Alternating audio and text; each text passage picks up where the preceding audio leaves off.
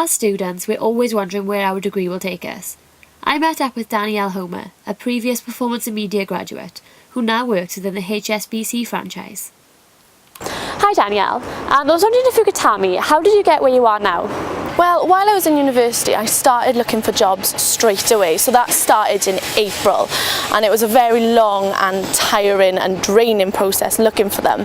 But it was really just being persistent and not being too picky with the jobs I went for as well.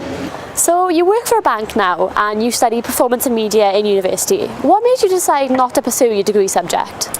Well, to be honest, I did want to pursue my degree subject. I think everybody does, because you pick a degree with something that you love. So that was my intentions, but I found it very difficult. When I went for graduate jobs which were linked to my degree, I was often hearing you haven't got enough experience, you're fresh out of university, you need a few years experience behind you. And then when I went for more minimum wage jobs, 40 hours, really working my way from the bottom, they'd look at me, see that I got a degree and say, sorry, you're overqualified, because they knew I was just there to gain the experience and to move on.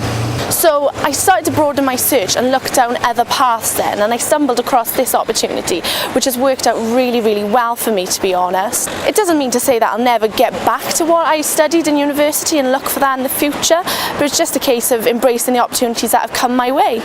So being a performance and media graduate, do you feel like you learned anything in your degree that you've taken forward into your new job? Definitely. With my degree, I mean, first of all, the academic studies, that takes you a long way in life. And I'm actually doing studies to do with the financial industry now. So my academic learning from my degree is going to help me massively with that. And secondly, I was fortunate enough to do presenting as part of my degree. And I've stumbled across an opportunity within the company now where it's sort of like an apprentice type of thing, where we're split into groups and we have to pitch a presentation at the end of the year to the shareholders, the financial directors, and 100 or so people. So I found myself in a group with people who'd been in this industry for years, and their biggest fear was public speaking. So of course now for me that is something that has become second nature.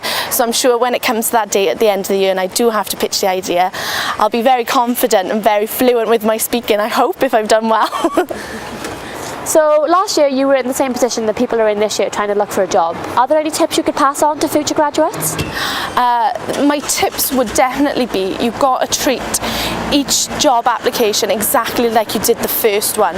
When I was applying for jobs, I'd applied for 50 plus, and I found myself feeling really disheartened and just dishing out my CV, applying for everything, and I wasn't putting in any effort.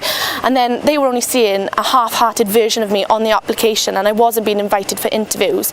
Until I backed up my ideas and really focused on each one, that's when I started getting interviews, and it was in a space of 1 week I had 3 interviews and 2 job offers. So it's really just putting in the effort to every application.